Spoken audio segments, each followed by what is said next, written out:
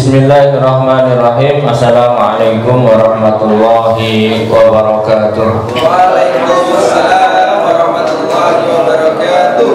Alhamdulillahirabbil alamin wassalatu wassalamu ala sayyidina Muhammadin wa ala alihi wa ashabihi ajma'in. Amma ba'du. Bapak-bapak, ibu-ibu, saudara-saudari sekalian yang berbahagia, alhamdulillah hari ini kita lanjutkan kajian kita tentang kitab Tafsir Jalalain. Bismillahirrahmanirrahim. Ma nansah min ayatin aw nunsiha na'ti bi khairin minha aw misliha. Alam ta'lam anna Allah ala kulli syai'in qadir. Ma nansah min ayatin, tidak kami nasah ya dari satu ayat, aw nunsiha atau kami buat lupa ayat itu. Na'ti bi khairim minha, maka kami datangkan yang lebih baik darinya, au misliha atau serupa dengannya. Alam ta'lam anna Allah ala kulli syai'in qadir, adakah kamu tidak tahu sesungguhnya Allah terhadap segala sesuatu adalah maha mampu. Ayat ini dilatar belakangi adalah walamma ta'anal kufar bin naskhi, dilatar belakangi oleh orang-orang kafir yang membuli Rasul. Rasul itu, kita kalau bisa bayangkan Pak, Rasul itu orang kalau sekelas Nabi itu rata-rata punya musuh Pak, dan itu terang-terangan musuhnya. Jadi kalau Bapak Ibu sudah dimusuhi orang secara terang-terangan, itu mungkin kelasnya sudah luar biasa. Jadi Rasul dimusuhi secara terang-terangan, diejek secara terang-terangan ya. Orang kafir itu ngejek, noh Muhammad noh, nah, nyuruh sahabatnya hari ini begini, besok diubah. Jadi dulu itu nasah mansuh kalau dalam ilmu Al-Quran itu orang-orang kafir itu menganggap Nabi itu plin-plan, hari ini ngomong ini, besok ngomong apa. Tapi Allah kemudian menjelaskan manan samin ayatin au nunsiha na'ti bi khairi minha au misliha.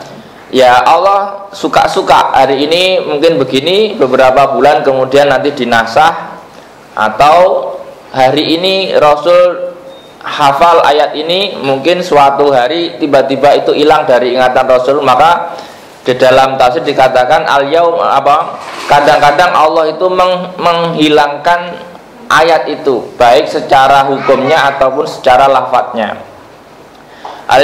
Kalau di dalam tafsir dikatakan orang-orang kafir itu mengatakan apa? Inna Muhammadan ya'muru ashabahu al-yaum bi amrin wa yanha anhu ghadan. Ya, ngejeknya itu Muhammad itu hari ini nyuruh sahabatnya begini, besok melarang seperti itu. Lalu kemudian manan sahmin ayatin au nunsiha apa? Imam al-lafdhiha aula, ya. Kadang-kadang Rasul Allah menghapus sebuah ayat baik beserta ayatnya atau tidak. Wa fi qiraatin bi dhammin nunsih dengan dhammi istilahnya wazan majhul ya, dengan dihilangkan ya. Manunsih tidak dihilangkan atau tidak dinasah ya. Au na'muruka au Jibril yansuha, ya, artinya kadang-kadang memang Allah memerintahkan secara langsung atau kadang Jibril yang memberikan informasinya binashiha tentang nasahnya suatu ayat. Nanti Bapak Ibu akan ketemu dalam ayat-ayat itu kadang saat ini ayatnya ini, tapi di ayat lain nanti di apa istilahnya ya, dihapus atau tidak difungsikan ayat itu. Tapi kadang-kadang bacaannya ada tetapi hukumnya tidak berlaku. Makanya disebut dalam ilmu Al-Quran disebut nasah dan mansuh.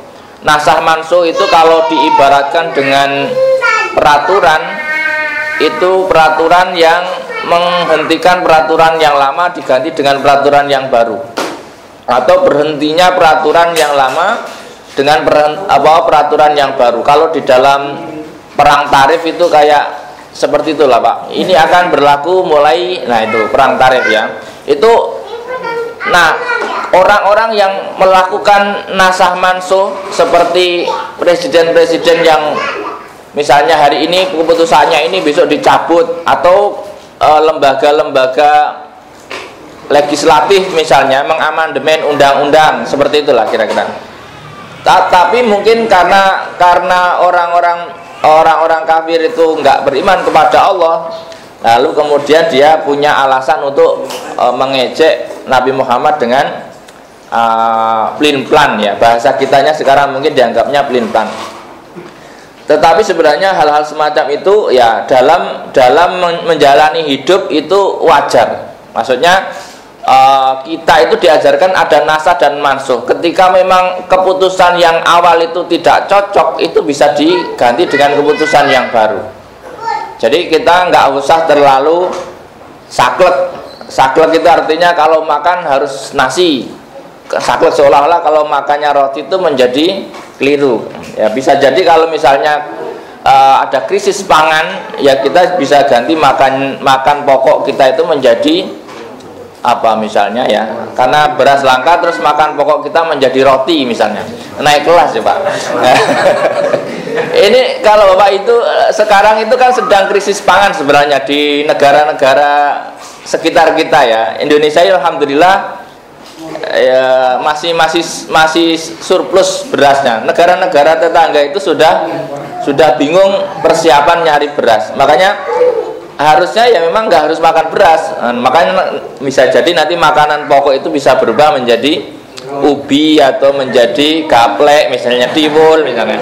Ya sah saja. Nah, ketika perubahan-perubahan seperti itu nanti zakat itu juga berubah. Ketika makanan pokoknya menjadi tiwul, maka zakat fitrahnya juga berubah menjadi gaplek atau tiwul ya, misalnya kira ya. Semacam itulah ya.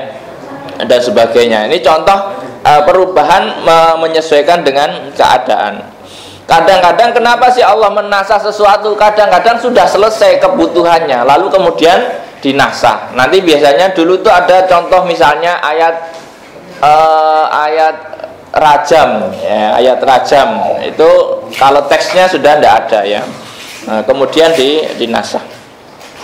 Kemudian nunsiha atau nansaha ya, atau nuakhiruha fala nazil hukmuha wa narba tilawata. Kadang-kadang itu memang sebenarnya sudah dihapus tapi ayat itu diturunkan di belakang. Makanya kadang-kadang ada ayat turun belakang itu menghapus ayat yang depan. Makanya dalam tafsir Al-Qur'an itu nanti bisa jadi ayat yang belakang itu akan menghapus ayat yang sebelumnya ketika pada konteks yang sama. Atau kadang-kadang di sini dikatakan aunakhiru bilauhil mahfud, atau ya di lauhil mahfud itu kemudian dihapus. Ya, tapi qiraatin bila hamzah minan nisyan dan sebagainya. Au nunsiha atau kami lupakan ya. Nunsikuha ainamkuha min qalbika wa jawab syartin sebagainya. Artinya kadang-kadang dihapus dari hatinya Nabi Muhammad sallallahu alaihi wasallam. Karena kalau di dalam hatinya Rasul itu sudah dihapus, otomatis ya hilang dari bacaannya. Na'ti bi khairim minha, maka kami datangkan dengan yang lebih baik daripada itu. Anfa'alil ibad bisuhulah au kasratil ajr. Kadang-kadang kenapa ada nasa dan masuk? Karena untuk memudahkan ibadahnya umat Islam. Au kasratul ajr, atau menambah pahala. Jadi nasa dan mansuh itu manfaatnya adalah meringankan beban kaum mukminin. Jadi makanya kadang-kadang dinasah supaya ringan bebannya. Contohnya misalnya kalau di ayat lain itu ada perintah perang. Semua laki-laki wajib berperang waktu perang. Lalu kemudian ada sahabat Nabi yang mempunyai disabilitas ya, buta. Lalu dia bertanya, bagaimana dengan kami ya Rasul? Kami kan laki-laki juga. Nah, kemudian illal mustad'afun. Nah, seperti itulah contoh nasah dan mansuh. Akhirnya apa? Akhirnya orang-orang yang punya kekurangan tidak wajib perang. Jadi seandainya semua wajib ya repot. Termasuk juga puasa. Puasa itu dulu awalnya batas akhir makan itu isya. Lalu dinasah dimundurkan menjadi subuh. Nah, seperti itu ya. Dulu itu pokoknya kalau habis maghrib kok bapak ibu ketiduran terus belum makan, nggak boleh makan sampai besok lagi maghrib. betapa berat. Ya nggak ketiduran saja keberatan ya, apalagi ketiduran. Jadi dulu itu berat sekali. Maka kemudian dimundurkan. Jadi semacam itu. Perintah sholat asalnya 50 menjadi 5 misalkan.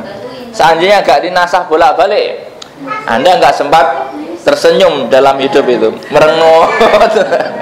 Ya, mau soleh kok merengut ya. Jadi saking capeknya beribadah ya. Nah, maka kemudian ibadah itu dibuat mudah, dibuat Anda bahagia dalam beribadah itu. Makanya sekarang umat yang paling taat dan bahagia sebenarnya umat Islam, simple ibadahnya dan pahalanya gede dibanding umat-umat yang sebelumnya. Au misliha bitaklif wasawab, atau memang diubah dengan yang sama dengan yang lain dalam pahala maupun dalam pembebanan ya. Alam ta'lam annallaha ala kulli syai'in qadir. Bahasa mudahnya itu, apa kamu nggak tahu bahwa Allah itu ya suka-suka Allah lah. Maksudnya wan minhu nasgu wa tabdil wal istibham litakhir dan sebagainya. Allah itu kan sebenarnya maha tahu ya, atau maha mampu. Artinya apa ya? Mau dinasa ya silakan, mau diganti ya bisa saja. Atau pertanyaan-pertanyaan yang sifatnya di dalamnya alam ta'lam anallahu ala kulli syai'in qadir, itu artinya apakah kamu nggak tahu, itu pertanyaan-pertanyaan takrir namanya, istibham takrir. Istibham takrir itu apa? Pertanyaan yang tidak butuh jawaban. Emang lu nggak tahu, kayak gitu loh. Itu istibham takrir namanya Pak. Jadi kalau emang lu nggak tahu, kalau kita nanya kepada teman kita, emangnya kamu nggak tahu? Kalau pertanyaannya pertanyaan butuh jawaban, itu bukan istibham takrir. Istibham takrir itu dia seolah bertanya tapi sebenarnya nggak butuh jawaban karena sudah tahu. Apa ya contohnya ya? Apa kamu nggak tahu kalau saya laki-laki? Misalkan gitu ya. Itu kan nggak mungkin nggak tahu, sudah tahu lah kira-kira begitu. Wana zala alam dalam anallahu lahu mulkus samawati wal ard yaf'alu ma yasha wa ma lakum min dunillahi min wali wala nasir. Alam ta'lam annallah, apakah kamu tidak tahu sesungguhnya Allah adalah pemilik langit dan bumi. Yaf'alu ma yasha, ya suka-suka Allah lah mau diapakan bumi dan langit ini. Wa ma lakum min dunillah, dan kamu tidak akan punya penolong ya, miwaliin atau apa ya, kalau di sini yahfadukum ya, penjaga ya, penjaga wala nasir ataupun penolong kecuali dengan Allah di dalam dunia akhirat ini. Artinya kamu ya nggak punya penolong selain Allah di dalam dunia maupun di akhirat ini. Makanya di sini dikatakan alam ta'lam annallaha lahu mulkus samawati wal ard wa ma lakum min dunillahi min wali wala nasir. Yamna wa ankum adabau in atakum dan sebagainya. Yang bisa menjaga kita dari segala hal yang ada di dunia ini ya Allah. Yang bisa mencegah kita dari adab ketika datang itu juga Allah. Maka nanti Bapak Ibu, kalau memang Allah sedang menjaga kita, itu sebenarnya kita dalam kondisi apapun akan ditolong oleh Allah dengan cara yang kita mungkin tidak kira ya. Nanti mungkin Bapak Ibu sering melihat orang-orang yang terselamatkan dengan sesuatu yang tidak dikira ya. Misalkan gara-gara digigit semut dia selamat, gara-gara mungkin ditampar anak kecil terus dia selamat. Kadang-kadang cara-cara menolong Allah itu memang berbeda dengan linearitas umumnya ya. Wa nazala lama sa'alalu maka ayusi'aha wa yaj'al aswafa dahaban. Lalu kemudian ada ayat lagi yang turun akibat orang-orang sahabat Nabi yang di Mekah itu pengen menjadikan Safa Marwah itu dijadikan emas. Jadi sahabat Nabi itu ketika saking pedenya kadang-kadang juga pengen nabinya itu keren gitu. Ya Rasul, mbok ya Safa Marwah itu jadi emas. Coba Anda bayangkan Pak, kalau kita punya orang yang kita kagumi kehebatannya, saya yakin kalau ada nabi di zaman sekarang itu repot Pak, mesti permintaan Bapak banyak sekali. Coba ya, nabi itu kan nggak pernah membatasi siapa saja ketemu beliau ya. Sekarang saja kalau kita punya presiden nggak dibatasi semua orang ketemu, itu mesti kebanyakan permintaan, Pak. Semua diminta. Termasuk ini sahabat itu minta mbok ya Safa Marwah jadi emas. Lalu kemudian ayat itu turun, wa malakum apa tadi? Am turiduna antas alu rasulakum kama suila Musa. Apakah kamu berharap ya? Apakah kamu minta kepada Rasulmu sebagaimana permintaan kepada Musa? Aisyah ala kaumah, ketika Musa dimintain kaumnya min qabl sebelumnya ya, arinallaha jahratan wa ghairi dalik. Artinya rata-rata sahabat-sahabat Nabi, orang-orang dekat dengan Nabi itu kadang-kadang juga tergiur untuk meminta yang aneh-aneh. Maka ketika umatnya Nabi pengen ya Nabi Musa, arinallaha jahrah, cobalah ajak kami melihat Allah supaya kami yakin. Ngeri itu kalau itu yang kemarin sudah mungkin ya. Sudah ya. Akhirnya kan nggak kuat. Makanya Bapak Ibu jangan minta yang aneh-aneh, kira-kira begitu. Lalu kemudian ditegurnya itu dengan cara itu. Jadi ketika sahabat Nabi meminta yang aneh-aneh, kemudian ayat itu turun. Am turiduna antas alu rasulakum kama suila Musa. Apakah kamu nggak sekalian minta kayak Nabi Musa saja, kayak umatnya Nabi Musa yang minta ketemu dengan Allah? Wa may yatabadilil kufra bil iman, barang siapa mengganti kekafiran, mengganti kekafir ya dengan iman ya. Ayat itu batal bitarkin nadar fil ayat waktu roha ghair faqad dalla sawa asabil bah. Resikonya ketika itu nanti dihadirkan dan orang-orang itu tidak percaya, maka langsung kafir, Pak. Jadi makanya Bapak Ibu, ini bahayanya ketika ada orang minta dilihatkan mukjizat. Setelah melihat mukjizat nggak percaya, itu dosanya langsung gede. Jadi lebih aman itu ndablek tapi nggak minta aneh-aneh, itu lebih baik daripada sudah minta aneh-aneh nggak percaya. Apa ya bahasanya? Kalau kita bahasakan, kalau Bapak Ibu punya anak-anaknya nggak rewel, nggak minta ini, nggak minta itu, terus ndablek, itu kan masih mending. Ini ada yang sudah mintanya macam-macam, kurang ajar. Itu sakitnya kan luar biasa. Jadi kayak seperti itu, Pak. Makanya kenapa kita itu kadang-kadang sebagai umat Islam nggak terlalu banyak ditunjukkan ayat-ayat yang seperti itu.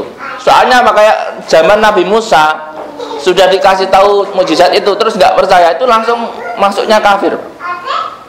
Banyak orang nggak percaya mukjizat, kafir, Pak. Nah, makanya mukjizatnya Nabi Muhammad itu kan Al-Quran. Ya, kalau orang nggak percaya Al-Quran, ya kafir gitu ya. Nah, kalau mukjizatnya Nabi Musa, tongkat berubah jadi ular. Coba sekarang mereka sendiri tuh bisa jadi nggak percaya, Pak. Itu sihir, begitu, Pak. Untung kita itu nggak dikasih seperti itu, Pak. Coba kalau dikasih seperti itu terus nggak percaya, wassalam, Pak. Sebenarnya kita itu dikasih yang memang aman untuk kita ya. Makanya kita harus bersyukur menjadi umat Muhammad ini. Lebih simpel, susah kalau nabi-nabi sebelumnya. Nggak percaya kafir, percaya bingung bagaimana cara melogikanya. Faqad dalla sawa asabil ahta at-tariq al-haq wasawa bil asli al-wasat dan sebagainya. Wadda katsirun min ahli kitab, dan orang-orang ahli kitab sebagian besar itu berharap lau yarutunakum min ba'di imanikum kuffaron. Orang-orang ahli kitab itu berharap orang-orang Islam itu menjadi murtad atau menjadi kafir kembali. Kenapa? Hasadan, karena rasa iri. Nah, Anda kalau misalkan melihat orang yang Anda iri, ya bukan Anda lah, Pak. Misalkan ada orang iri kepada orang lain, itu kan kalau dia sama-sama nggak punya duit, kalau dia iri kepada temennya yang terus punya duit, itu kan harapannya supaya kembali nggak punya duit.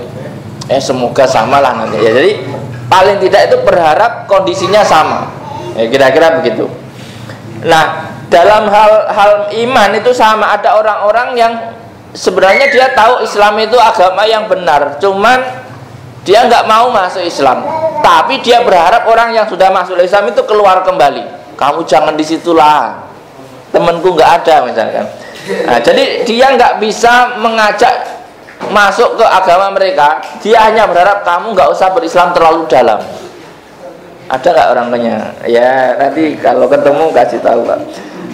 Ya min indi anfusihim, ya karena mereka apa? Karena mereka iri ya. Min indi anfusihim hamalatum ali anfusum al khabisa, karena kok indah banget Islam, kok gampang banget Islam, kok punya saya susah.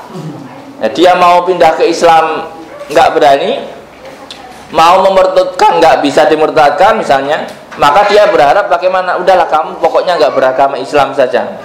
Nah, misalkan ada orang mungkin konsepnya begitu, kamu atau bagaimana, atau merusak dari sisi-sisi yang lain, kira-kira begitu. Mimba di mata bayyana lahumul haq, setelah jelas kepada mereka al-haq, yaitu kebenaran, lahum bit Taurat ya. Kalau di dalam sini fi sya'nin nabi, tentang keadaan Nabi Muhammad sallallahu alaihi wasallam. Jadi ketika di dalam Taurat dijelaskan, nanti Bapak Ibu kalau misalkan bisa mempelajari kitab-kitab yang lain, itu nanti akan ketemu kok nabi-nabi yang akan dihadirkan ya. Fa'fu anhum, fa'fu wasfahu ya, fa'fu maka maafkanlah mereka, ayutrukuhum, tinggal gitu ya, sudah biarin sajalah gitu. Wasfahu dan bermusafaha lah, fala tujawazahum hatta ya'ti Allah bi amrih bihi minal qital, sampai datangnya ketentuan Allah, innallaha ala kulli syai'in qadir. Artinya sampai dia nanti juga mati sendiri, baik di dalam perang ataupun di dalam hal yang lain. Maksudnya ketika ada orang-orang yang iri waktu itu ya, nanti kalau kalau perang bisa jadi dia akan mati atau mungkin tinggal tunggu keputusan Allah. Artinya ya nggak usah terlalu direken apa bahasa ininya, nggak usah terlalu digubris terhadap orang-orang yang sedang iri kepada kita. Apa bahasa Jawanya ibu-ibu? Kalau reken ini apa Bu? Kalau Jawa Timuran direken, nggak reken ya, nggak terlalu terlalu dianggap los ya. Jadi kalau ada orang yang iri kepada Anda, udah los saja, nanti juga mati sendiri, kira-kira begitu. Jadi orang iri itu nggak bisa dimusnahkan Pak. Jadi nggak usah dipukul kalau ada orang iri kepada Anda, tunggu saja waktunya, juga nanti selesai sendiri. Tapi nanti ganti orang biasanya. Jadi makanya Bapak Ibu ya, jangan berharap musuh itu nggak ada. Kalau musuhnya mati, ganti Pak. Pokoknya selama hidup itu kita akan dibebani penyeimbang itu. Pokoknya saya pikir-pikir mending udahlah, kalau sudah ada itu rawat dengan baik.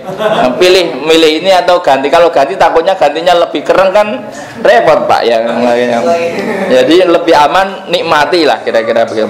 Wa qalu la yadkhulul jannah wa aqimus sholata wa atuz zakah, tetaplah ya mendirikan salat, wa atuz zakah dan menunaikan zakat, wa ma tuqaddimu li anfusikum min khairin, dan apa saja yang kamu hadirkan dari kebaikan. Artinya tetaplah sholat, yang penting sholat, zakat, dan berbuat baik. Tajiduhu indallahi, maka kamu akan mendapatkan pahalanya di sisi Allah. Innallaha bima ta'maluna basir, maka sesungguhnya Allah terhadap segala sesuatu yang kamu kerjakan maha melihat, maka Allah akan membalasnya dengan pahala. Artinya tetaplah berjalan dalam kebaikan, tetap sholat, tetap zakat, dan berbuat baik. Pokoknya kalau diiri orang, tetaplah begitu, nggak usah berubah. Maksudnya meskipun dicaci maki, walah sholat biar kelihatan alim, udah terus saja Pak. Jadi ketika kadang sebagian orang itu ketika dibully langsung kemudian nggak berangkat ya. Misalnya, kamu kok so alim, biasanya juga nggak pernah sholat, sekarang sholat, nggak usah gitulah, ayo ngopi aja misalnya. Tetaplah sholat dan ya lakukan yang baik. Wa qalu la yadkhulul jannah illa man kana hudan, dan mereka berkata tidak akan masuk surga kecuali orang-orang Yahudi ya. Jam'u haidin, jamak dari haid, au nasoro atau Nasrani. Qala dalika Yahudul Madinah wa Nasara Najran, yang berkata begitu adalah orang-orang Yahudi Madinah pada waktu itu dan orang-orang Nasrani Najran yang mengklaim bahwa yang masuk surga itu Yahudi menurut orang Yahudi, dan menurut orang Nasrani yang masuk surga itu hanya orang Nasrani, orang yang lain itu nggak masuk. Maka kemudian turunlah ayat ini, apa waqalu la yadkhulul jannah illa man kana hudan aw nasara. Tilka amanihum, itulah amanihum, tamanni, apa namanya, pepesan kosong, harapan palsu mereka ya. Apa bahasa ininya ya? Mimpi siang bolongnya. Jadi mimpi yang jauh itu namanya tamanni. Tamanni itu harapan yang jauh dari akan terjadi. Misalnya seperti seperti kita pengen apa ya, pengen naik ke rembulan, itu kan mimpi yang terlalu jauh, bagaikan pungguk merindukan bulan, ibarat kata di bahasa kita seperti itu. Syahwatahum al-batilah ya, amanihum syahwatahum al-batilah, atau harapan kosongnya. Kul, katakan kepada mereka Muhammad, hatu burhanakum, hadirkanlah, cobalah kalian menghadirkan apa, dalil atau burhan atau apa, hujjah, mana dalilnya, in kuntum shodiqin, jika kalian adalah orang-orang yang benar. Mana buktinya, mana dasarnya kalau yang bisa masuk surga itu hanya orang Nasrani atau orang Yahudi. Lalu dikatakan ayat selanjutnya, bala yadkhulul jannah ghairahum, bahkan tetapi yang masuk surga adalah orang-orang yang lain juga selain mereka. Siapa saja yang bisa masuk surga? Yaitu siapa saja man aslama wajhahu lillah, yang barang siapa menyerahkan wajahnya kepada Allah. Artinya menyerahkan wajahnya itu yang menyerahkan dirinya kepada Allah ya Pak. Jadi wajah ini representasi seseorang itu di wajahnya. Makanya kalau Bapak Ibu foto di KTP cukup wajahnya, karena sudah menjadi representasi seluruh dirinya. Makanya kalau orang itu meskipun hanya menghadapkan wajahnya, itu otomatis satu tubuhnya dianggap menghadap. Berbeda ketika yang dihadapkan itu kakinya. Bapak Ibu misalkan dipanggil terus kakinya yang ngadep gitu kan, itu mesti orang nggak terima Pak. Tapi kalau yang ngadepkan wajahnya itu sudah senang. Artinya di sini penggunaan istilah wajah adalah seluruh tubuhnya. Meskipun wajah itu sebenarnya sebagian dirinya, tetapi kalau wajah ini diganti yang lain, itu tidak bisa merepresentasikan. Makanya orang-orang dalam identifikasi rata-rata cukup dengan wajah. Man aslama wajhahu lillah, mana tadi? Kulhat ya. Man aslama wajhahu amri wa qasul wajh li annau asraful a'dha. Kalau dalam tafsir dikatakan wajah ini adalah sebaik-baik anggota badan. Makanya kita mewakili diri kita dengan sebaik-baik anggota badan, yaitu dengan wajah.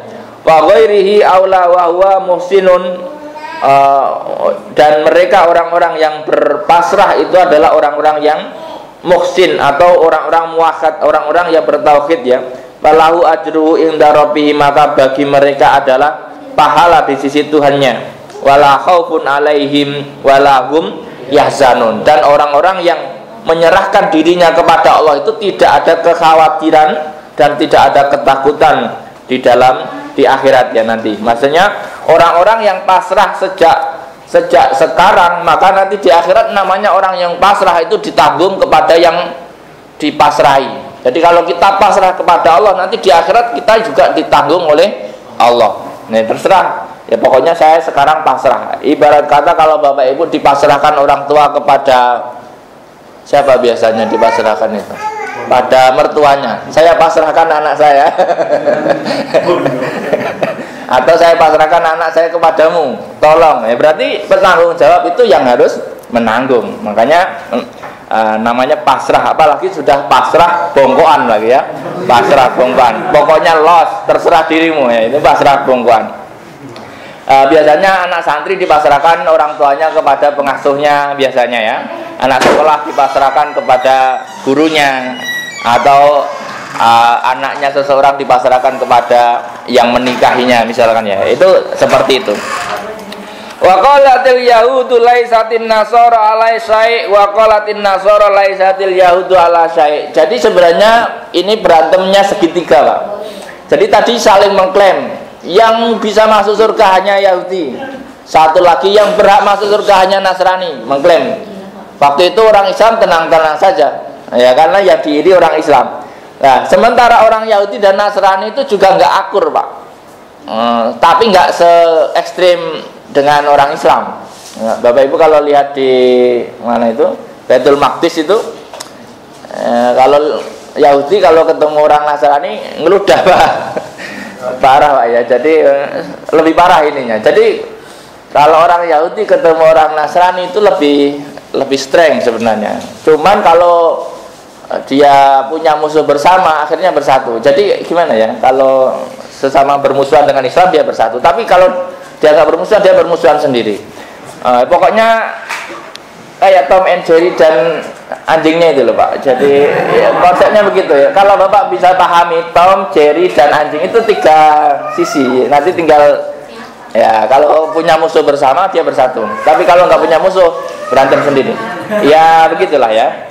Maka di sini waqalatil yahudu laisatin nasara ala syai' waqalatin nasara laisatil yahudu ala syai'. Apa itu Yahudi menurut Nasrani begitu. Menurut Yahudi Nasrani itu apa? Nah gitu ya. Nanti Bapak Ibu kalau misalkan ketemu video-video itu kan nanti bisa dipahami. Oh ternyata ya betapa rumit persengketaan di dalam urusan-urusan keimanan ini. Jadi nanti belum pecahannya, belum sesama Nasraninya, belum sesama Yahudinya, belum sesama Islamnya. Jadi nanti dalam hadis lain dikatakan Yahudi pecah menjadi 71, Nasrani 72, Islam 73. Itu kalau kita bayangkan kompetisi, Pak, ramenya kayak apa dunia itu. 200 berapa tuh? 213 ya. Berapa? 203 atau 13? 213 faksi. Itu kalau berantem, kalau ada dengerin semua mabuk, Pak, kira-kira begitu. Makanya nggak usah dipikirin yang lain, biarkan saja ya. Wahum yatlunal kitab, padahal mereka membaca kitab. Artinya harusnya dia kalau kembali ke kitabnya masing-masing dia akan menemukan kebenarannya. Kadzalika qalal ladina la ya'lamuna mislau qalim. Di eranya Nabi juga ada orang-orang yang mengatakan seperti itu. Kadzalika qalal ladina la ya'lamun, orang-orang yang tidak tahu misla qaulihim, sebagaimana ucapan-ucapan orang-orang Yahudi dan Nasrani itu. Wallahu yahkumu bainahum yaumal qiyamah, maka Allah akan menghakimi nanti di hari kiamat bima kanu fihi yahtalifun, dalam hal-hal yang mereka perselisihkan. Jadi nanti semua perselisihan ini nanti di akhirat akan diberikan jawaban yang benar. Kalau benar ya alhamdulillah, kalau rugi masuk neraka. Jadi makanya sebenarnya risikonya itu nggak usah terlalu banyak berdebat di sini. Nanti di akhirat ketika salah ya tanggung jawab sendiri. Mending lebih aman ya sudah ikut yang ahli saja. Makanya nggak usah ikut debat-debat yang nanti nggak jelas jeluntrungnya ya. Al-Munazzal alaih bi kitabil Yahud tasdik Isa bi kitabin Nasara tasdik Musa. Di dalam Taurat itu sebenarnya menerangkan tentang kebenaran Isa. Di dalam Injil diterangkan tentang kebenaran Musa, tapi saling tidak mengakui. Jadi kadang-kadang apalagi yang kemudian Nabi Isa sudah dituhankan, tambah kacau lagi. Ya jadi yang misalnya dalam hal kenabian saja sebenarnya itu sudah dijelaskan dalam kitab-kitab itu. Kadzalika kama qala haula'i qala alladziina la ya'lamun ay al-musyrikuuna minal arab wa ghairihim. Misla qalim, orang-orang musyrik di Arab dan orang-orang kafir di Arab kadang-kadang itu juga saling mengklaim seperti itu. Misla qaulihim bayanul li makna ay qalu likulli ditinin laisu ala say. Wah, agama-agama itu semuanya keliru, yang benar adalah agama nenek moyang kami. Pokoknya saling klaim. Jadi semua orang beragama itu ya sah-sah saja, Pak, saling mengklaim dari dulu lah, kira-kira gitu ya. Nanti tinggal di akhirat siapa yang benar-benar benar, siapa yang benar-benar benar ya. Siapa yang salah ya siap menanggung risikonya. Makanya semua orang beragama di akhirat nanti akan menemukan keadilannya masing-masing. Kemudian wallahu yakum bainahum yaumal qiyamah fi ma kanu fihi yahtalifun min amriddin fayadkhulul muhiq al jannah wal mubtil annar. Pokoknya nanti kalau benar masuk surga, kalau salah ya masuk neraka. Pokoknya tenang saja. Kalaupun debat di dunia ini, kalaupun kalah ya kalah saja, nggak apa-apa. Kalau menang ya menang saja. Belum tentu menangnya di dunia itu kemudian menang di sana, ataupun kalahnya di dunia kalah di sana. Yang ngeri itu sudah di dunia kalah, di sana kalah, Pak. Ngenes, Pak. Jadi kalah 2 kali ya. Jadi perdebatan-perdebatan itu memang tidak menjadi seutuhnya 100% kebenaran, tetapi ya paling tidak mungkin menjadikan orang-orang menggunakan logika yang benar. Wa man adlamu mimman mana'a masajidallahi ayyudkara fiha ismuhu. Wa man adlamu aila akhad, dan adlamu tidak ada orang yang lebih dolim daripada orang-orang yang mencegah masjid-masjid Allah untuk disebut namanya. Jadi kalau ada orang melarang masjid dibuat zikir, itu orang paling dolim. Jangan zikir di masjid saya, nggak boleh. Karena apa? Orang yang mencegah orang untuk menyebut asma Allah di masjid itu dolim-dolimnya orang. Makanya sebenarnya masjid itu tidak boleh dikunci. Ya, kalau orang mau sholat, masjidnya dikunci. Termasuk mencegah orang mau sholat. Tolong ya Bapak Ibu ya kalau punya masjid. Jadi kalau niatnya bikin masjid ya jangan dikunci. Ya kalau takut hilang ya dikunci yang takut hilangnya saja ya, jangan masjidnya yang dikunci. Ya betapa ngenes kadang-kadang orang mau sholat dapatnya itu teras yang kotor. Ya. Padahal itu kan masjid wakaf. Toilet dikunci ya. Oh, ya. Ya janganlah ya. Kalau musola pribadi tidak apa-apa. Kalau wakaf harus dikasihkan ruang untuk memang dibuka ya. Karena takutnya nanti gara-gara dikunci orang mau sholat nggak bisa. Itu masuk di sini. Sedolim-dolimnya orang ya.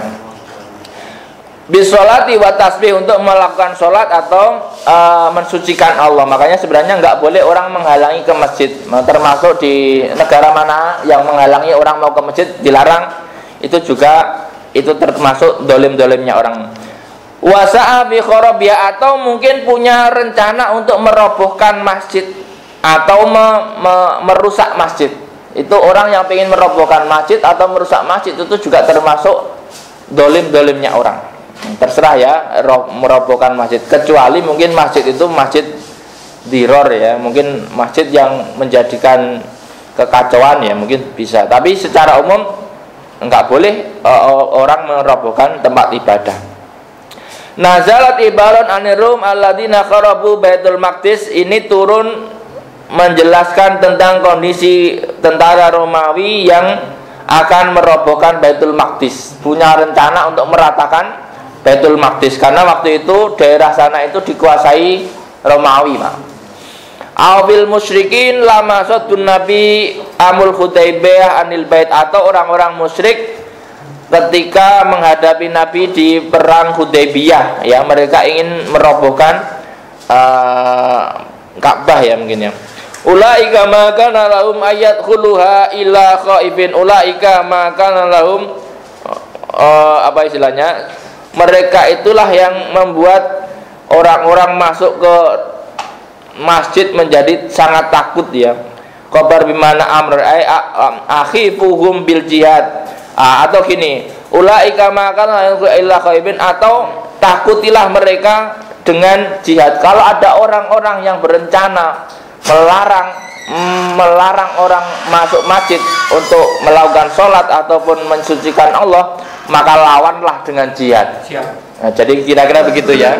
Kalau ada ya, artinya kita itu sebagai orang-orang beriman, kalau mau sholat saja kok itu harus dilawan, karena itu dolim yang sudah berlebihan ya, melawan orang dolim lah, kira-kira begitu. Balayat kulu ahad dan aminan, karena apa ya? Karena tidak ada orang yang masuk ke situ sampai merasa aman. Lahum fid dunya khizyun, mereka di dunia mendapat kehinaan, yaitu dengan kematian dalam perang ataupun penangkapan dan sebagainya. Makanya ketika ada orang kok melarang orang masuk masjid, itu harus diperangi. Kalau bisa dihinakan. Dihinakan ini dengan apa? Dengan kalah dalam peperangan atau dalam penangkapan, penjaraan dan sebagainya. Misalkan ada orang melarang masjid dibuat sholat, langsung penjarakan. Itu sebenarnya tugas kita kalau ada orang begitu. Walau bil akhirati adzabun adzim, di dunia dia terhinakan, di akhirat dia mendapatkan adab yang besar, yaitu neraka. Jadi jangan sampai kita melarang orang yang mau sholat. Boleh sholat Pak? Boleh, ya gitu ya. Tapi kalau misalnya masjidnya masjid pribadi ya itu hak Anda. Tapi kalau masjidnya wakaf, ya sudah, biarkan saja. Wa nazala lama ta'anal yaud fi naskil qiblat aw fi sholatin nafilah ala rahilah fi safar haitsu ma tawajjahat walillahil masyriqu wal maghrib. Kemudian ada ayat lain turun, walillahil masyriqu wal maghrib, bagi Allah lah timur dan barat. Fa aina ma tuwallu fasamma wajhullah, kemana saja kamu menghadap maka disitulah Anda menemukan kiblat. Artinya orang-orang Yahudi itu ketika kiblatnya dipindah itu dia juga membuli Nabi. No, ini kok menghadapnya ke sono, sekarang kan kiblatnya ke sini. Dulu pokoknya orang Yahudi itu Pak, ketika Nabi menghadap ke Baitul Maqdis itu dibuli. Ketika nggak ngadep Baitul Maqdis juga dibuli. Pilihannya serba keliru. Ya, jadi ketika menghadap Baitul Maqdis, awal-awal sholat itu kita ngadepnya ke Baitul Maqdis Pak. Nah, Nabi dibuli, katanya agama Islam benar, kok kiblatnya ikut-ikutan gua. Ya, repot kan? Nah, akhirnya kemudian Nabi, ya Allah, minta anu dong kiblat ke Ka'bah. Akhirnya dikasih ke Ka'bah setelah sekian bulan. Setelah pindah ke Ka'bah itu masih dibuli. Ini aneh-aneh saja, kiblat kok ke Ka'bah. Kiblat itu Baitul Maqdis gitu ya. Lalu kemudian nanti akan ada ayat yang inna awala baitin wudi'a lallati bi Bakkah mubarakah. Yang lebih tua itu ya Ka'bah, sebagai titik yang dibuat pusaran orang beribadah di bumi, itu yang paling tua Ka'bah. Tetapi mungkin di nabi-nabi setelah Nabi Adam itu Baitul Maqdis. Nah, lalu kemudian dikembalikan di zaman Nabi Muhammad kembali ke Ka'bah. Mereka sebenarnya juga tahu, kira-kira begitu. Walillahil masyriqu wal maghrib, mau barat mau timur terserah Allah. Kalau Allah menyuruh kamu ke barat, kamu ke timur, artinya apa? Kita orang Islam itu mengikuti perintahnya Allah. Kalau disuruh ngadep Baitul Maqdis, ya ngadep Baitul Maqdis. Kalau disuruh ngadep Ka'bah, ya kita ngadep Ka'bah. Jadi lillahil masyriqu wal maghrib fa aina ma tuwallu fasamma wajhullah. Innallaha wasi'un alim. Sesungguhnya Allah Maha luas, yasi'u fadlahu kullasyai', meluaskan keutamaannya terhadap segala sesuatu. Alimun, Maha tahu terhadap bagaimana mengatur ciptaannya. Waqalu siapa yang waqalu dan mereka berkata, siapa yang berkata al yahud wan nasara wa man za'ama anal malaikah banatullah, dan orang-orang yang menduga bahwa malaikat adalah anak-anak perempuan Allah. Waqalu takhadallahu waladan, Allah mengambil anak. Jadi ada orang mengklaim malaikat itu anak-anak perempuan Allah. Enggak tahu orang dulu sampai punya pikiran kayak gitu ya. Jadi dianggapnya malaikat itu putrinya Allah. Enggak tahu ya. Qala ta'ala subhanahu ballahu ma bis samawati wal ardh, subhanahu maha suci Allah dari hal demikian. Ballahu ma bis samawati wal ardh, bahkan Allah memiliki apa saja yang ada di langit dan ada apa saja yang di bumi, termasuk malakan wa khalqan wa abidan wal malakiyah tunafil wilada wa abar dan sebagainya. Artinya Allah itu yang tidak punya anak. Masa cuman ngambil anak? Semua ini miliknya Allah, bukan berarti semua anak-anaknya Allah. Jadi makanya dulu ada orang mengklaim malaikat itu anak perempuan, karena domirnya itu kalau dalam bahasa Arab domirnya mu'annas, malaikat. Makanya orang-orang, sebagian orang kalau menduga malaikat itu jenis kelaminnya perempuan, maka itu seperti orang-orang Yahudi Nasrani, orang-orang itulah atau orang-orang yang tidak tepat. Makanya kita nggak boleh mengatakan malaikat itu perempuan, dan nggak boleh mengatakan malaikat itu laki-laki. Malaikat itu ya nggak berjenis kelamin. Ya kayak angin lah, kira-kira begitu. Angin apakah laki-laki? Enggak, ya kira-kira. Kalau angin laki-laki, kasihan yang perempuan. Nanti yang laki-laki dibuang sama angin, ya ganggu saja misalnya. Maka malaikat itu tidak berkelamin. Artinya malaikat adalah makhluk yang tidak berjenis kelamin seperti umumnya makhluk manusia ataupun jin, ya, ataupun hewan. Makanya manusia, malaikat itu ya kadang-kadang bisa berubah-ubah menyamarnya. Tapi secara umum dalam Al-Quran itu kalau malaikat menyerupai manusia, cenderung menyerupai manusia dengan sosok laki-laki. Tetapi bukan berarti malaikat itu laki-laki. Badi'us samawati wal ard, mana tadi? Ballahu ma bis samawati wal ard kullun lahu qanitun. Kulullahu qanitun, semua itu kepada Allah itu taat, ya. Badi'us samawati wal ard, yang membuat bid'ah tentang langit dan bumi. Badi itu apa? Badi itu orang yang membuat bid'ah. Bid'ah itu apa? Bid'ah itu adalah pencipta yang tidak ada contoh sebelumnya. Jadi kalau Bapak Ibu menciptakan sesuatu yang tidak ada contoh sebelumnya, maka bisa disebut sebagai ahlul bid'ah. Tapi kalau sudah ada contohnya, itu hanya inovasi, bukan bid'ah, ya. Yang makanya di sini badi'us samawati, Allah itu mampu menciptakan sesuatu yang nggak ada contohnya. Ya, kayak Anda itu kan nggak ada contohnya, wajah kita itu kan nggak ada contohnya, ya. Kalau kita ada Nabi Adam, coba nyontoh siapa? Ya kan nggak ada. Ai kufarum, maka apa katanya? Badi'us samawati wal ard maujudahum la ala misali sabaq, ya, tidak ada contoh sebelumnya.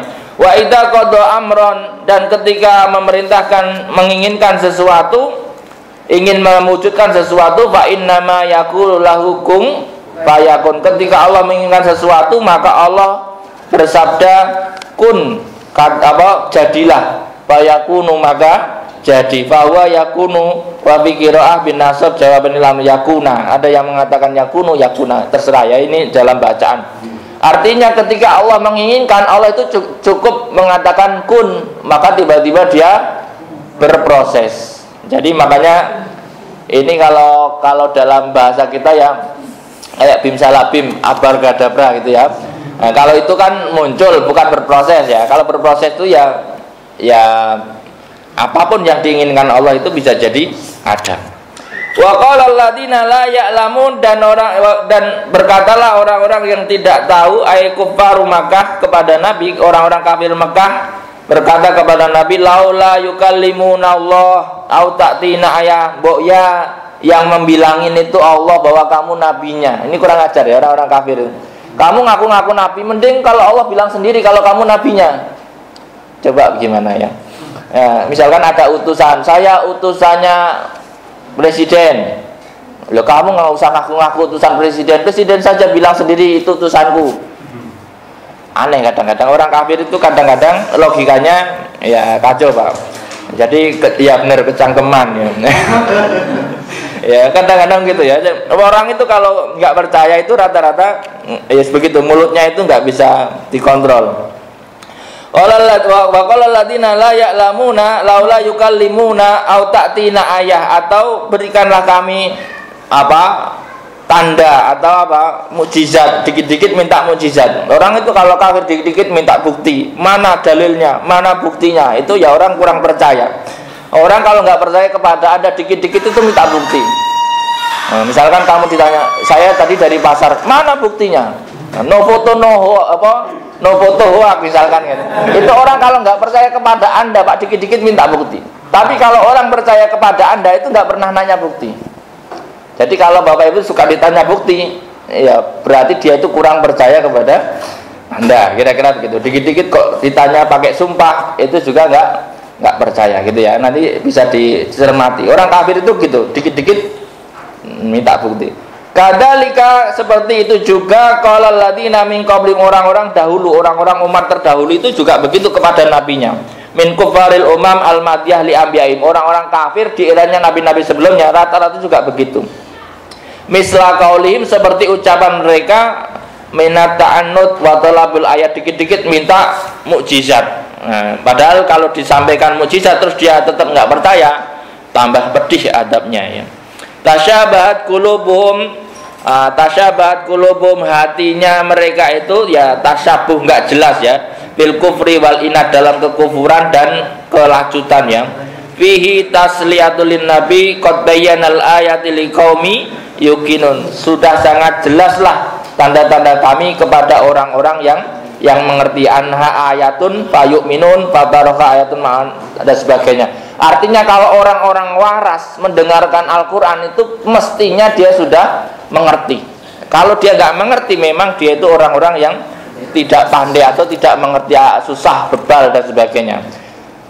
Inna arsalnaka bil haqqi, sesungguhnya aku, kata Allah, mengutusmu wahai Muhammad bil haqqi, dengan hak, basyiron, memberi kabar gembira dengan apa?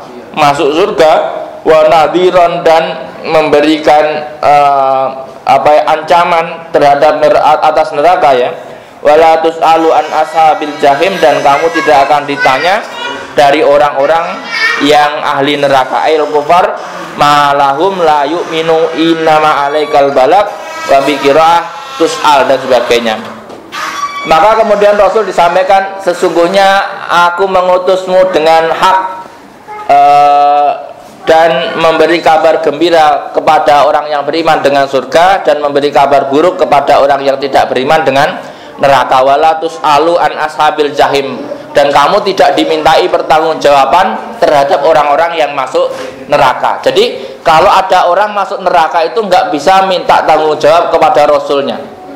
Jadi misalkan nanti ada orang masuk neraka terus, ya Rasul, kok kamu nggak bertanggung jawab, kan kamu hidup di zaman saya.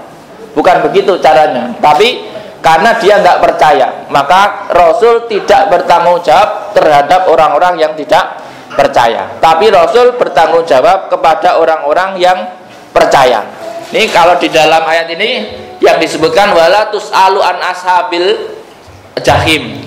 Rasul tidak dimintai pertanggungjawaban terhadap orang-orang yang masuk neraka.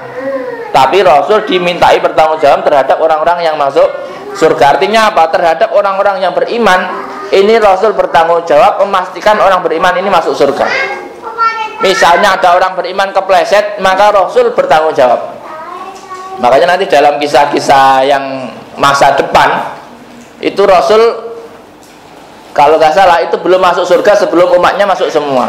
Masih dicari mana yang jatuh-jatuh itu, yang kepleset, ketelisut, yang macam-macam ya. Mungkin imannya ada, cuman kepleset terus lampunya kedip-kedip, terus baterainya habis misalnya. Ya, itu kan masih dicari. Jadi kalau dari ayat ini kelihatan bahwa Rasul hanya bertanggung jawab kepada orang beriman. Maka iman sekecil apapun itu Rasul bertanggung jawab. Maka hadisnya kan man qala la ilaha illallah dakhala jannah. Siapapun yang pernah mengucapkan la ilaha illallah dengan sadar, insya Allah dijamin masuk surga. Nah, masuknya kapan? Nah, itu masalahnya. Masuknya kapan? Lah itu kalau nggak ketemu, insya Allah ketemu sih. Cuman kapan ketemunya? Ya semoga kita bukan termasuk yang susah ketemunya ya. Paling tidak kita itu ya sudah ya janganlah ya, jangan berharap masuk neraka lah ya. Masuk surga saja lah, meskipun agak cepat gitu ya, enggak lah. Jadi lebih baik masuk surga saja lah, meskipun agak cepat ya. Jadi jangan kalau terlalu cepat banget kayaknya mustahil ya, mustahil. Lambat banget itu enggak enak ya, paling tengah-tengah lah ya. Ya umumnya orang-orang masuk, kita masuk gitu lah ya. Ya kira-kira begitu ya. Insya Allah kita harus yakin masuk surga, cuman jangan sampai terganjal oleh sandung serimpetnya urusan-urusan yang lain sehingga kita kepleset, kejatuh atau terganggu dalam perjalanan ke surga. Karena nanti prosesnya kan kalau dalam catatan lain yang lain itu, setelah kita dikasih catatan amal, malaikat itu sudah ngasih tahu pintu surga ada di sana ya Bapak Ibu, silahkan. Silahkan ya. Jadi tapi perjalanannya melewati neraka, kan repot. Jadi malaikat nggak ngomong kamu di sini saja, enggak, tapi silahkan, pintunya di sebelah sana ya. Selewat, kalau nggak selamat ya urusan sendiri kan gitu. Nah sementara kan kalau kita bayangkan neraka itu punya gantol apa ya? Apa ini? Kail. Nah, jadi orang lewat itu digantolin. Nah, makanya ya itulah kayak kita jadi Ninja Warrior ya. Ya kayak gitu. Kita bayangin aja. Kalau Ninja Warrior kan cuma segitu. Nah, neraka itu panjang katanya. Yes, enggak usah lah ya. Nanti naik yang cepet aja lah ya. Jangan yang soalnya nggak ada yang nonton. Ya, itu kan orang lain nggak sempat nonton sih. Memang ya, dengan masalahnya sendiri-sendiri ya. Jadi naudzubillah lah. Cukup kita bayangkan saja dan semoga kita tidak mengalami semacam itu. Demikian ya, semoga ada manfaatnya. Walantar tu angkal yahudu walan nasara hatta tattabi'a millatahum qul inna hudallahi wal huda wala in tabada ahwa'ahum ba'dal ladzi ja'aka minal ilm ma laka minallahi mi wali wala nasir. Terima kasih, semoga ada manfaatnya. Hadanallahu yakum wa lahum minkum wallahul muwaffiq ila aqwamit thariq. Assalamualaikum warahmatullahi wabarakatuh. Waalaikumsalam warahmatullahi wabarakatuh.